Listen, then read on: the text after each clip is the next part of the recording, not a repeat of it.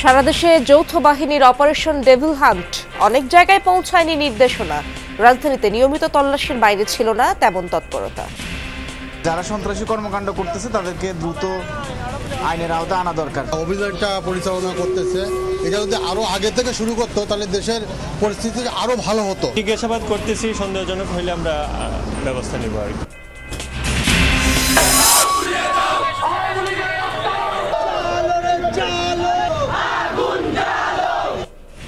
গাজীপুরে ছাত্রদের উপর হামলার প্রতিবাদে বিভিন্ন জেলায় মশাল মিছিল, আওয়ামী লীগকে নিষিদ্ধের দাবি। নিষিদ্ধ ঘোষণা করার পরও তারা কিভাবে আমাদের উপর হামলা করে যায়? তখনই ফ্যাসিস্ট বাংলাদেশে উত্থান হবে, তখনই আমরা ছাত্র জনতা শক্ত হাতে দমন করব। আদানির সাথে বিদ্যুৎ চুক্তি আর্থিক কিংবা রাজনৈতিক সুবিধার বিনিময়ে হয়ে থাকতে পারে ধারণা সরকারি পর্যালোচনা কমিটি। আরবিট্রেশনে হয়তো হারবো, কিন্তু তখন আমরা ইন্টারন্যাশনাল কোর্ট অফ জাস্টিসে চলে যাব। হ্যাঁ, তখন কিন্তু ভয় আর ওরা করবে না। আমরা যদি দেখাতে পারি জিনিসপত্র আমরা বুঝি তাহলে কিন্তু আমি মনে করি আদানি এই ছাড়টা দিয়ে দিবে। যশোরে উপর্যুপরি চুরি ডাকাতির ঘটনায় উদ্বেগ উৎকণ্ঠা। পুলিশের ভূমিকা ও পেশাদারিত্ব নিয়ে প্রশ্ন তুলেছে পৌরবাসী। হতাশাগ্রস্ত এবং আমরা আতঙ্কগ্রস্ত যে কখন কার দুর্ঘটনা ঘটে। আমরা যে থানায় অভিযোগ জানালাম, এত বড় চুরি ডাকাতি হলে প্রশাসনের কোনো কাজই করতেছে না। বেসিক ব্যাংকের নিলাম কেলেঙ্কারি, টাকা দেওয়ার 4.5 মাস পরেও বুঝিয়ে দেওয়া হয়নি। আইনি জটিলতার কথা বলছে কর্তৃপক্ষ। বিপিএল জয়ের বোনাস হিসেবে বরিশালের প্রতিটা সদস্য পেলেন আইফোন 16। ট্রফি নিয়ে বরিশালের উদ্দেশ্যে আজ রওনা হবেন চ্যাম্পিয়ন দল।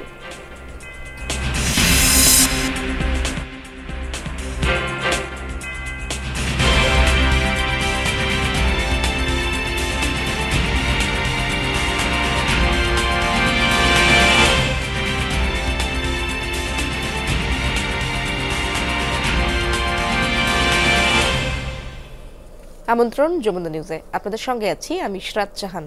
এতক্ষণ শিরোনাম দেখছিলেন।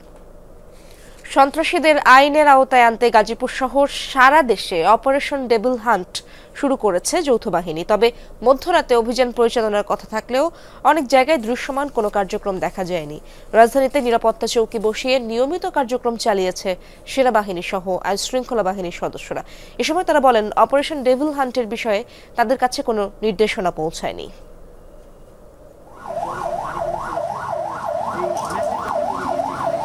স্বরাষ্ট্র মন্ত্রণালয় থেকে ঘোষণা এসেছিল আগেই। সে মোতাবেক শনিবার রাত 12টা থেকে শুরু হয় যৌথ বাহিনীর অপারেশন ডেভিল হান্ট। ঘটনার শুরু যেখানে, সেই গাজীপুরের ধীরাশ্রমে আওয়ামী লীগের সাবেক মুক্তিযুদ্ধ বিষয়ক মন্ত্রী আ.ক.ম মোজাম্মেল হকের বাড়িতে যায় র্যাবের একটি টিম। এ সময় জিজ্ঞাসাবাদ করা হয় কয়েকজনকে। তবে এই অভিযানের বিষয়ে আনুষ্ঠানিকভাবে কিছু জানানো হয়নি।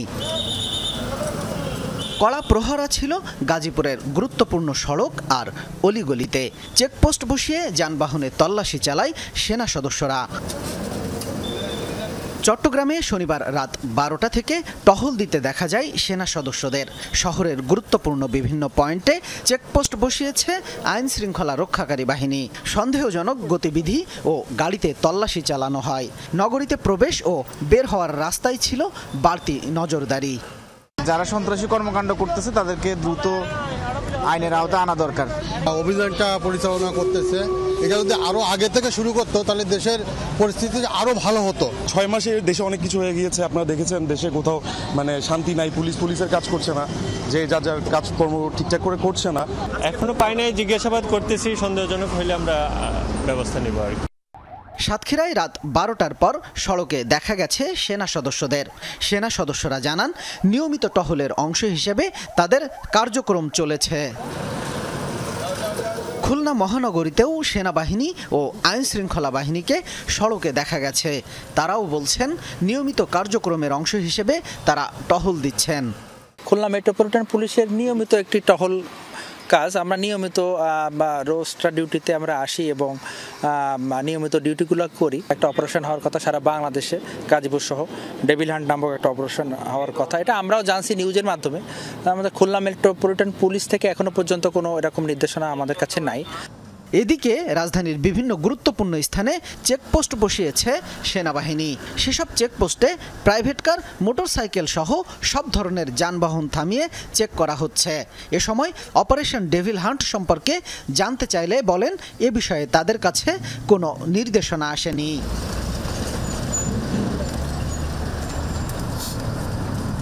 শামীম রেজা, যমুনা নিউজ। গাজীপুরে ছাত্রদের উপর হামলার প্রতিবাদে শনিবার রাতে বিভিন্ন জেলায় মশাল মিছিল করেছে বৈষম্য বিরোধী ছাত্র আন্দোলনের সদস্যরা। সম্মিলিত কণ্ঠে স্লোগান ওঠে দৃষ্টান্তমূলক বিচারের। এ সময় আওয়ামী লীগকে নিষিদ্ধেরও দাবি জানায় তারা। শিক্ষার্থীদের উপর হামলার নিন্দা আর প্রতিবাদে চট্টগ্রামের ১৬ শহর রেল স্টেশন থেকে মশাল মিছিল বের করে বৈষম্য বিরোধী ছাত্র আন্দোলনের সদস্যরা। গাজীপুরের হামলাকে ন্যাক্কারজনক উল্লেখ করে দৃষ্টান্তমূলক শাস্তির দাবি জানান তারা। ৫ই আগস্টের পর এখন পর্যন্ত যে ছাত্রলীগ থেকে নিষিদ্ধ ঘোষণা করা হয়েছে, নিষিদ্ধ ঘোষণা করার পরও তারা কিভাবে আমাদের উপর হামলা করে যায়। আওয়ামী লীগ ফ্যাসিস্ট যারা আমার ভাইদের উপর হামলা করা হয়েছে তাদেরকে এখনো কেন গ্রেপ্তার করা হচ্ছে না? তাদেরকে গ্রেপ্তারের দাবিতে আজকে আমাদের মশাল মিছিল। যখনই ফ্যাসিস্ট বাংলাদেশে উত্থান হবে তখনই আমরা ছাত্র জনতা শক্ত হাতে দমন করব। মশাল মিছিল হয়েছে বরিশালে। কেন্দ্রীয় শহীদ মিনার চত্বরে বৈষম্য বিরোধী ছাত্র আন্দোলনের ব্যানারে সমবেত হন শিক্ষার্থীরা। পরে একটি মিছিল সদর রোড প্রদক্ষিণ করে অশ্বিনী কুমার হলের সামনে গিয়ে শেষ হয়।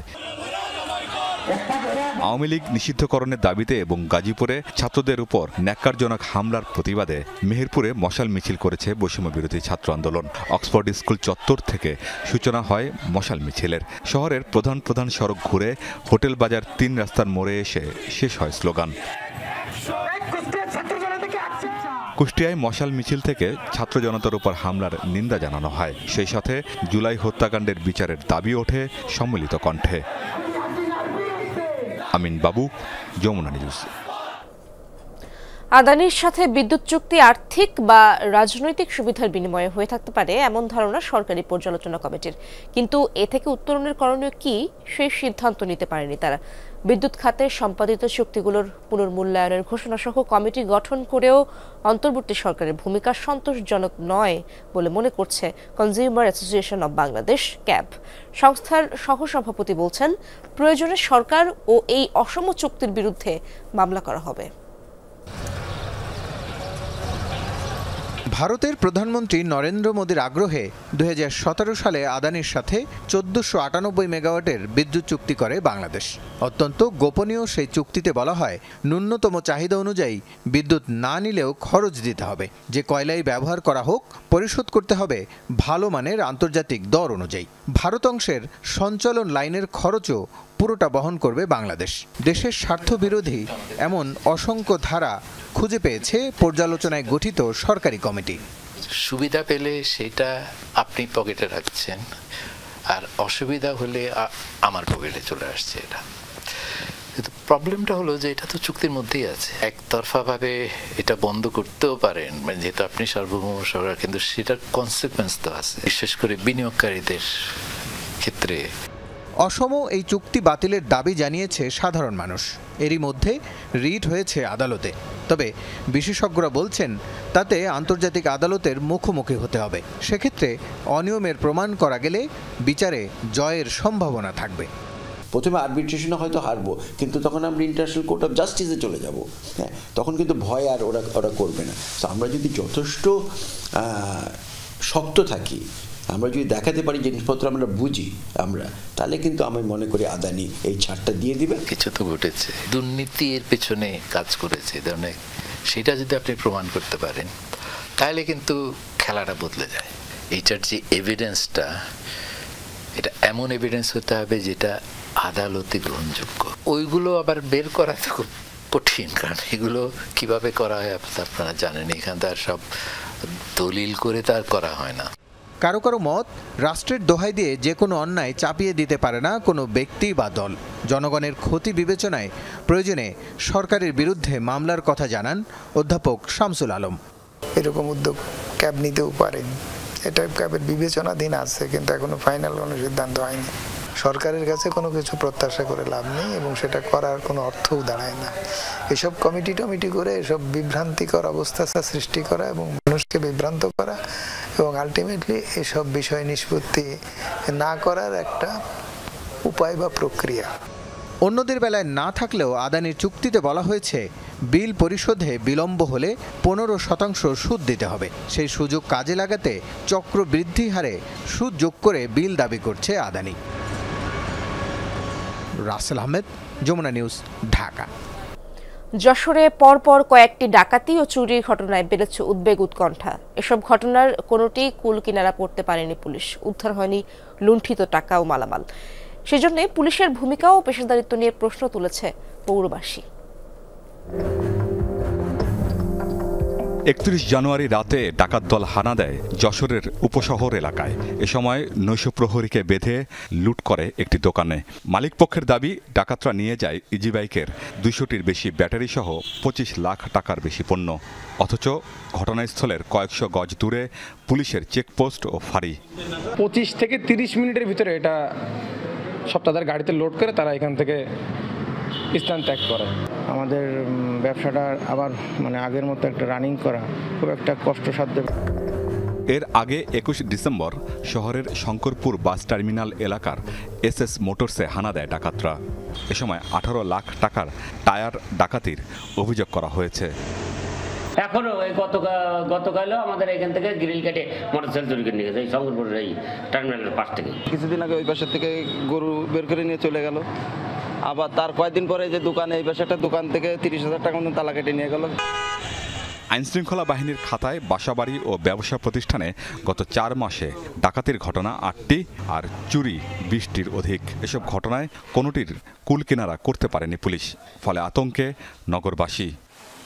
হতাশাগ্রস্ত এবং আমরা আতঙ্কগ্রস্ত যে কখন কার দুর্ঘটনা ঘটে। আমরা যে থানায় অভিযোগ জানালাম, এত বড় চুরি ডাকাতি হলে প্রশাসনের কোনো কাজই করতেছে না। পুলিশ বাহিনীও সঠিকভাবে কাজ করছে না বা কাজ করতে পারছে না বলে আমাদের মনে হচ্ছে। সাম্প্রতিককালে ব্যবসায়ীদের আতঙ্ক বিরাজ করছে এবং ডাকাতি এই কিছুদিনের মধ্যে কিছু বেড়ে গেছে। পুলিশ বলছে, নগরবাসীর উদ্বেগ আমলে নিয়ে ঢেলে সাজানো হয়েছে নিরাপত্তা ব্যবস্থা।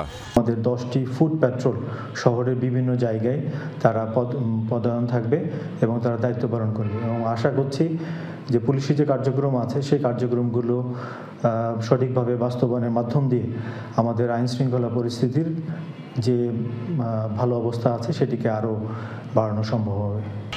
নিরাপত্তা নিশ্চিত করতে যৌথ বাহিনীর অভিযান ও টহল বাড়ানোর দাবি জানিয়েছে পৌরবাসী। আমিন বাবু, যমুনা নিউজ।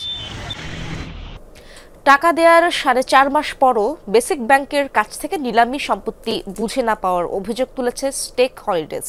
তারা বলছে, খেলাপি গ্রাহককে সুবিধা দিতে কিছু অসাধু কর্মকর্তা সম্পত্তি বুঝিয়ে দিতে তালবাহানা করছে।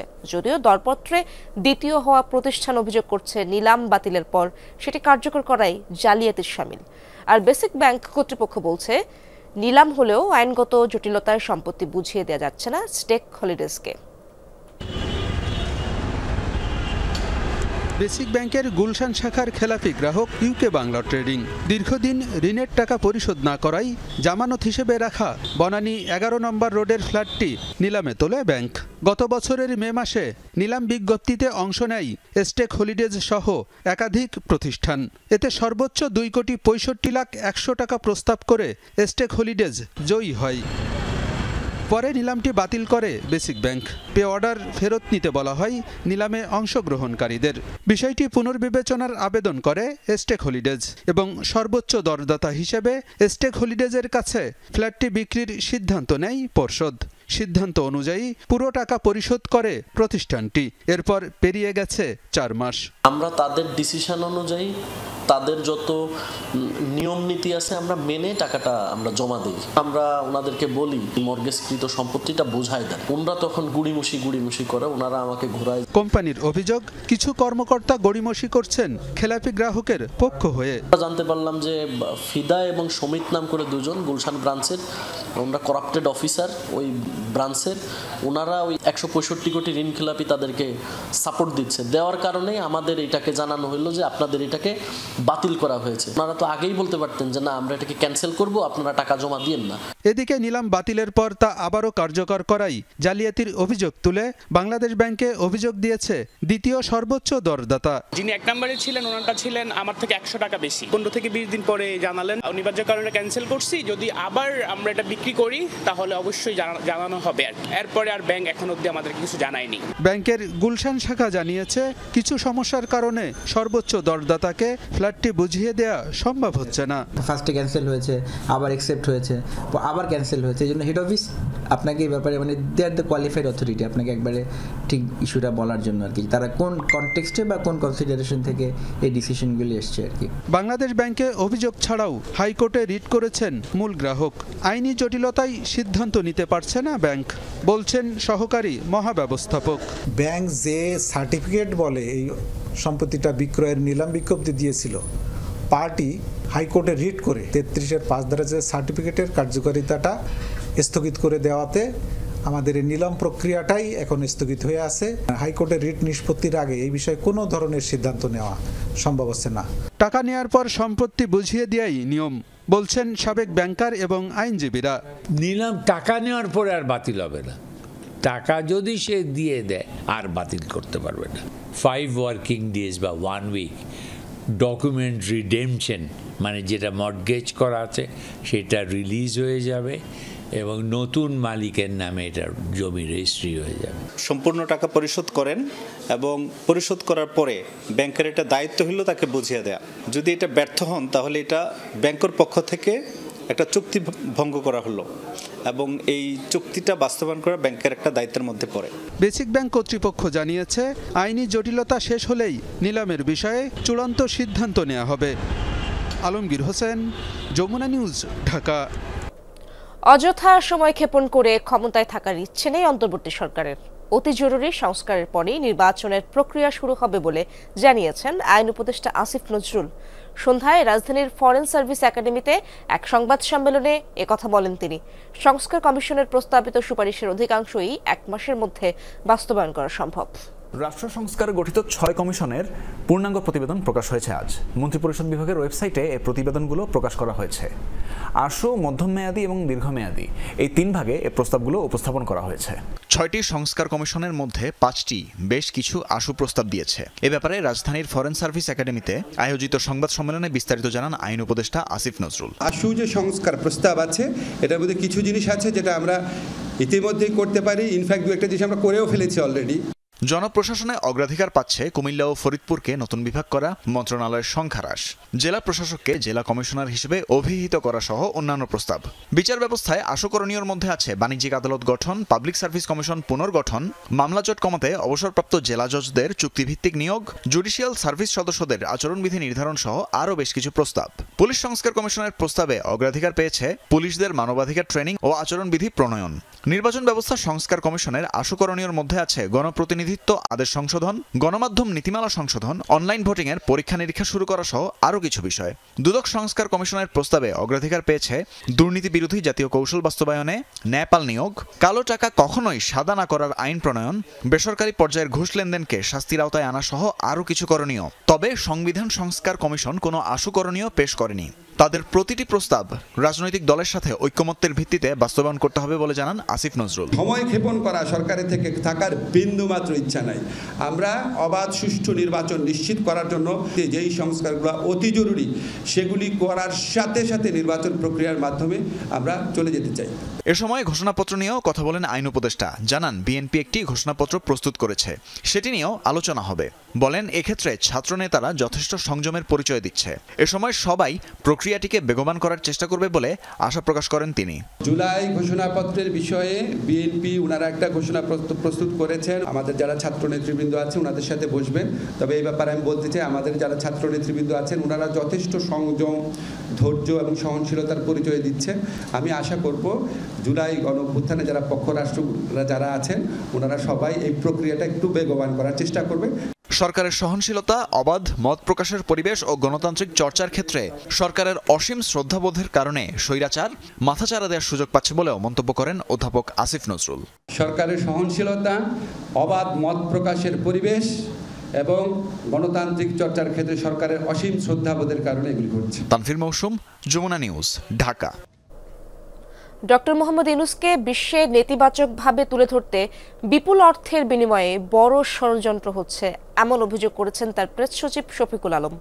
এতে ভারতের মিডিয়াও জড়িত দাবি করেন তিনি। গতকাল জাতীয় প্রেস ক্লাবে এক প্রকাশনা অনুষ্ঠানে তিনি এসব কথা বলেন। প্রেস সচিব আরও বলেন, দেশে আর কোনোদিনই যেন আওয়ামী স্বৈরাচার এবং তাদের দোসররা ফিরতে না পারে সে ব্যবস্থা করতে হবে। একই অনুষ্ঠানে বিএনপির সিনিয়র যুগ্ম মহাসচিব রিজভী আহমেদ বলেন, ভারতের মিডিয়া শেখ হাসিনার হয়ে কথা বলছে।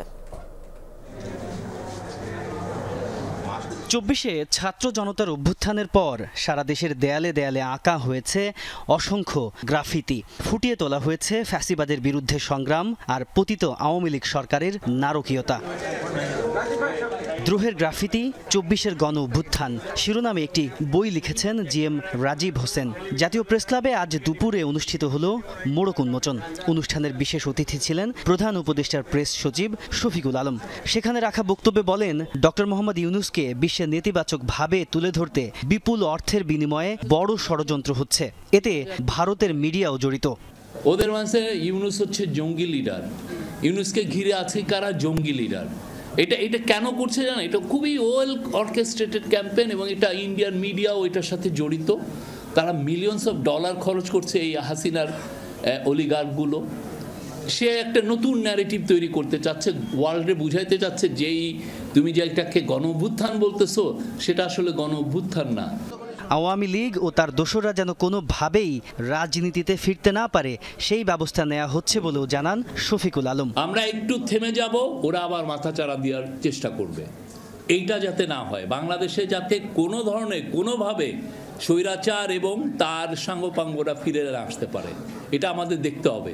এটার জন্য আমাদের অনেকের প্রাইস পে করতে হবে। অনুষ্ঠানের প্রধান অতিথি বিএনপির সিনিয়র যুগ্ম মহাসচিব রুহুল কবির রিজভী বলেন, অন্তর্বর্তী সরকারের সমালোচনা করলেও কাজে সহযোগিতা করবে তার দল। এই রক্তঝরা আন্দোলনের মধ্যে দিয়ে সরকার হয়েছে।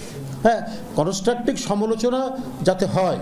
আমরা যে সমালোচনা করছি আবার পাশাপাশি দেখুন বসে একসাথে আমরা কথাও বলছি, মানে আপনার ডেমোক্রেটিক কালচারে তো এটাই হবে।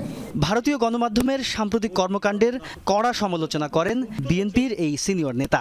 বলেন, কোনো গণতান্ত্রিক রাষ্ট্রের কাছ থেকে এমন আচরণ প্রত্যাশিত নয়। এই ধরনের মাফিয়া টাইপের। তাজনুর ইসলাম, যমুনা নিউজ, ঢাকা। আখাউড়ায় রেল কর্মকর্তা কর্মচারীদের জন্য গড়ে তোলা স্টাফ কলোনির বেশিরভাগই এখন বহিরাগতদের দখলে। বরাদ্দ পাওয়া বাসা বহিরাগতদের কাছে ভাড়া দিয়ে অন্য স্থানে থাকেন কর্মচারীরা। অভিযোগ রয়েছে, কলোনির ভেতর বসবাস করা বহিরাগতদের অধিকাংশই মাদক বেচাকেনা সহ বিভিন্ন ধরনের অপকর্মের সাথে জড়িত। সবকিছু প্রকাশ্যে ঘটলেও সংশ্লিষ্ট কর্মকর্তারা অদৃশ্য কোনো এক কারণে নিশ্চুপ। আখাউড়া রেলওয়ে জংশন দেশের পূর্বাঞ্চল রেলপথের অন্যতম একটি জংশন। সম্প্রতি আধুনিকায়নের পর পাল্টেছে স্টেশনের চিত্র। জংশনের পাশেই রেল কর্মকর্তা এবং কর্মচারীদের বসবাসের জন্য স্টাফ কলোনি গড়ে তোলে ব্রিটিশ সরকার। তবে কলোনির ঘরগুলোতে রেল কর্মকর্তাদের বদলে থাকছে বহিরাগতরা। অভিযোগ রয়েছে তাদের বেশিরভাগই মাদক কারবারি সহ বিভিন্ন অপকর্মের সাথে জড়িত। বহিরাগতরা এসে বসবাস শুরু করে দিচ্ছে। তারা তাদের মতো করে নিজের মতো করে তারা মাদক এবং বিভিন্নভাবে বিভিন্ন কর্মকাণ্ডে তারা জড়িত হয়ে যেতেছে। যে বাসায় থাকি বাসার পাশে বহিরাগতরা থাকে, আমাদের অসুবিধা হয়। রাত্রেবেলা চুরি ছিনতাই, মোবাইল টোবাইল নিয়ে যায়, আবার টিউবওয়েল নিয়ে যায়। বহিরাগতরা রেল কলোনিতে বসবাস করার প্রেক্ষিতে আসলে পরিবেশ বলতে কোনো অবস্থা নেই, পরিবেশ বলতে কিছুই নেই। 20-25টা বাসার মধ্যে আমরা 5-7 জন মানুষ অ্যালার্টমেন্ট, আর বাকি সব বহিরাগত লোক। কলোনির 128টি কোয়ার্টার নিজেদের নামে বরাদ্দ নিয়ে ভাড়া দিয়েছেন কর্মকর্তা কর্মচারীরা। ভাড়াটেদের কেউ কেউ কোয়ার্টারে দোকানপাট এবং গোডাউন বানিয়ে ব্যবসাও করছেন। রেল কর্মকর্তাদের দাবি, পরিবার নিয়ে বসবাসের পরিবেশ না থাকায় ভাড়া দিয়েছেন তারা। 20টা ফ্যামিলি আছে, প্রতি মাসে আমরা 1000 টাকা দিই। 200-300 ওরা বলছে যা মনে চায় আপনার তরফিকে যা খোলা। 1000 টাকা ঘর ভাড়া দেওয়ার লাগে, কোনো সময় যদি না দিই আয়া চিল্লাচিল্লি করে। 13 বছর ধরে থাকতেছি। তারপরে টোটাল মনে করেন 3টা রুম আছে, তারপরে একটা বাথরুম আছে, একটা গোসলখানা আছে। এখানে সামাজিক অবস্থা খুবই খারাপ, মদ গাঁজা চুরি ডাকাতি বা বিভিন্ন ধরনের ক্রাইম এগুলো হয় আর কি। যার কারণে আমি বাসাটা ভাড়া দিয়ে আমি অন্য পাবলিকে চলে গেছি। অবৈধ দখলদারদের থেকে কোয়ার্টারগুলো পুনরুদ্ধার করে বসবাসের উপযোগী করার আশ্বাস দিলেন রেলওয়ে সহকারী নির্বাহী প্রকৌশলী। পুলিশ জানিয়েছে, অভিযোগ পাওয়া গেলে নেওয়া হবে ব্যবস্থা।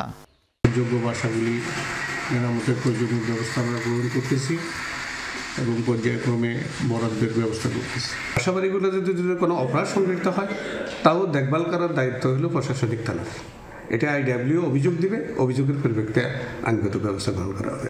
রেল কর্মচারীদের জন্য বরাদ্দকৃত ঘরে কিভাবে দিনের পর দিন থাকছে বহিরাগতরা? এমন প্রশ্নের উত্তরে রেলের উপসহকারী প্রকৌশলী জানান, কর্তৃপক্ষের অনুমতি ছাড়া বক্তব্য দেবেন না তিনি।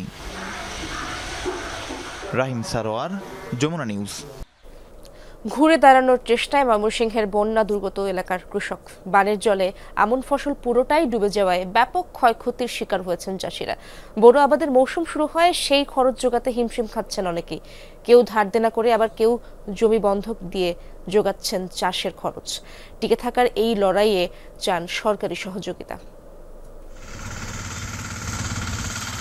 অক্টোবরে বন্যার পর কিষাণী নতুন উদ্যমে কাঁধে কাঁধ মিলিয়ে নেমে যান কৃষিকাজে।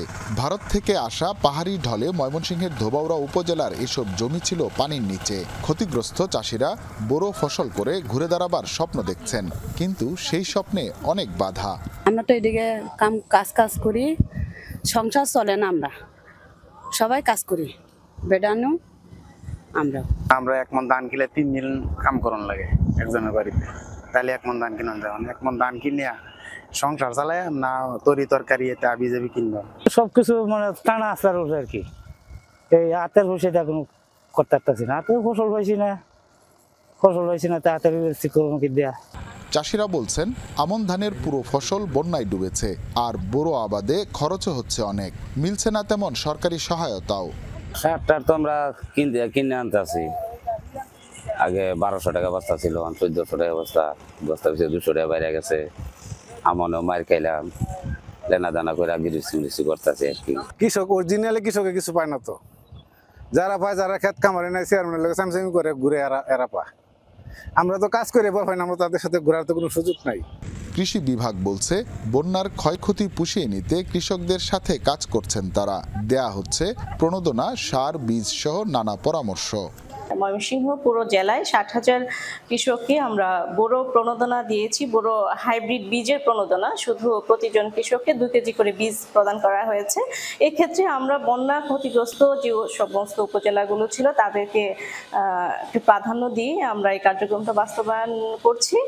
জেলায় এবছর 2,63,730 হেক্টর জমিতে বোরো আবাদের লক্ষ্য ঠিক করা হয়েছে।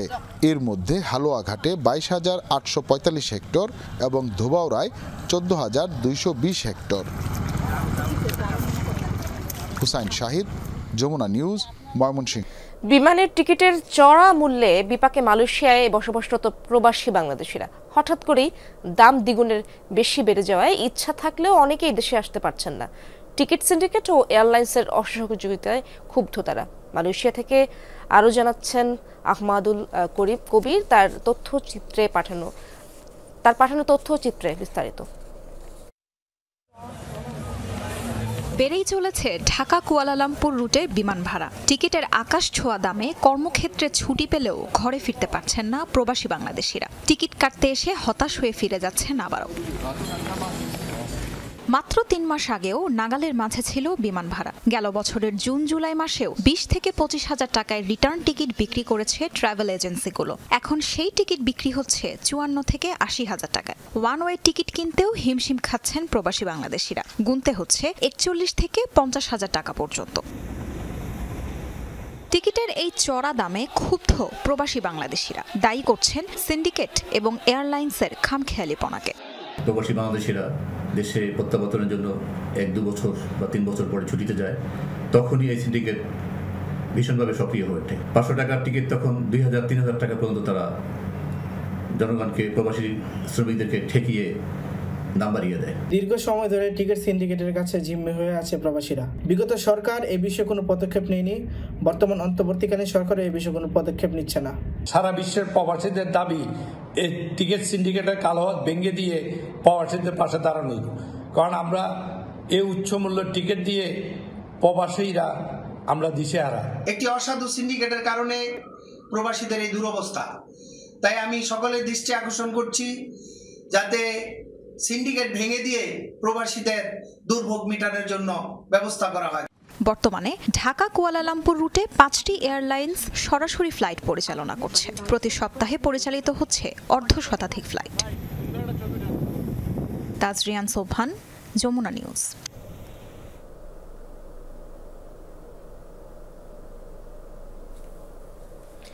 ইসরায়েলি জিম্মি মুক্তির পর হামাসকে পুরোপুরি নির্মূলের হুঁশিয়ারি দিলেন প্রধানমন্ত্রী বেনিয়ামিন নেতানিয়াহু। শনিবার যুক্তরাষ্ট্র থেকে এক ভিডিও বার্তায় একথা বলেছেন তিনি।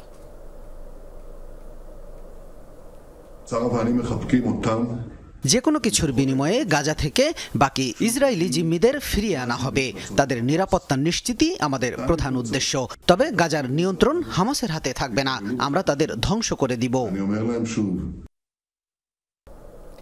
ইরানি বিপ্লবের 46তম বার্ষিকীতে ইরান সফর করেন হামাস নেতারা। শনিবার তেহরানে প্রেসিডেন্ট মাসুদ পেজেশকিয়ানের সাথে বৈঠকে অংশ নেন তারা। উপস্থিত ছিলেন হামাসের শুরা কাউন্সিল প্রধান মোহাম্মদ দারউইশ, গাজায় হামাসের ভারপ্রাপ্ত প্রধান খলিল আল হায়া সহ অন্যান্যরা। গাজা এবং পশ্চিম তীর ইস্যুতে আলোচনা করেন তারা। এর আগে ইরানের সর্বোচ্চ নেতা আয়াতুল্লাহ আলী খামেনির সাথে সাক্ষাৎ করেন হামাস নেতারা। ফিলিস্তিনিদের প্রতি ইরানের অব্যাহত সমর্থনের জন্য কৃতজ্ঞতাও জানান তারা। গাজা থেকে কখনোই সরবে না ফিলিস্তিনিরা। মার্কিন প্রেসিডেন্ট ডোনাল্ড ট্রাম্পের ক্লিন গাজা মিশনের জবাবে কড়া হুঁশিয়ারি দিয়েছে স্বাধীনতাকামী সংগঠনটি। গাজার মানুষকে ঘর ছাড়া করলে কঠোর প্রতিশোধের হুমকিও দিয়েছে। নিজ ভিটে মাটির কামড়ে পড়ে থাকার সিদ্ধান্তে অটল বাসিন্দারাও। যে কোনো পরিস্থিতিতে ফিলিস্তিনিদের পাশে থাকার প্রতিজ্ঞা হামাস যোদ্ধাদের। দীর্ঘ 15 মাসের নারকীয় তাণ্ডব, সেই সাথে দিনরাত বর্বর নিষ্ঠুর হামলা। হালনাগাদ তথ্য বলছে ফিলিস্তিন ভূখণ্ডে ইসরায়েলের নজিরবিহীন ধ্বংসযজ্ঞে নিহত হয়েছেন প্রায় 62,000 মানুষ। প্রাণ বাঁচাতে বাসিন্দারা ছুটে বেরিয়েছেন উপত্যকার এ মাথা থেকে আরেক মাথায়, কিন্তু ছাড়েননি মাতৃভূমি। গাজায় যুদ্ধের শুরু থেকে শেষ পর্যন্ত ফিলিস্তিনের ঢাল হয়েছিল দেশটির স্বাধীনতাকামী সংগঠন হামাস। ইসরায়েলি হামলায় শীর্ষ নেতাদের মৃত্যু হলেও সাধারণ নাগরিকদের অধিকার আদায়ে ছিল আপোষহীন। তাই তো রক্তের গঙ্গা বইয়ে দিয়ে ত্রাস আতঙ্ক সৃষ্টির পরেও ফিলিস্তিন দখলে ব্যর্থ হয় ইসরায়েল। অবশেষে দুদেশে বন্দী জিম্মি বিনিময়ের শর্তে গেল জানুয়ারিতে গাজায় যুদ্ধবিরতি কার্যকর হয়। সম্প্রতি গাজা পুনর্গঠনের নামে ফিলিস্তিনিদের অন্য জায়গায় পাঠানোর ভাবনা জানিয়েছেন যুক্তরাষ্ট্রের নবনির্বাচিত প্রেসিডেন্ট ডোনাল্ড ট্রাম্প। তার সেই প্রস্তাব প্রত্যাখ্যান করেছেন ফিলিস্তিনিরা। প্রেসিডেন্ট ডোনাল্ড ট্রাম্পকে বলতে চাই, এই মাটি ছেড়ে আমরা কেউ কোথাও যাব না। শরীরের শেষ রক্তবিন্দু পর্যন্ত ফিলিস্তিনিরা এখানেই থাকবে। সতর্ক করছি, গাজায় রাজত্ব করতে আসলে তার উপযুক্ত শাস্তি দেয়া হবে এবং এর কোনো বিকল্প সমাধান নেই। ধ্বংসস্তূপ থেকেই আবার নতুন করে জীবন শুরুতে সংকল্পবদ্ধ ফিলিস্তিনিরাও। যাই হয়ে যাক না কেন, নিজ ভূখণ্ড ছেড়ে অন্য কোথাও যেতে চান না তারা। তাজরিয়ান সোবহান, যমুনা নিউজ। মেক্সিকোর দক্ষিণাঞ্চলীয় তাবাস্কো রাজ্যে ভয়াবহ বাস দুর্ঘটনায় প্রাণ হারিয়েছেন অন্তত 41 যাত্রী। শনিবার স্থানীয় সময় সকালে বিপরীত দিক থেকে আসা একটি ট্রাকের সাথে মুখোমুখি সংঘর্ষ ঘটে। এ সময় বাসটিতে আগুন ধরে যায়। বাসটিতে 48 জন যাত্রী ছিলেন। দুর্ঘটনায় মারা গেছেন 2 চালক সহ 38 জন। ঘটনাস্থলে প্রাণ হারান ট্রাক চালকও। এখন পর্যন্ত উদ্ধার করা হয়েছে 18টি দেহাবশেষ। প্রাণহানি বাড়ার শঙ্কা কর্তৃপক্ষের।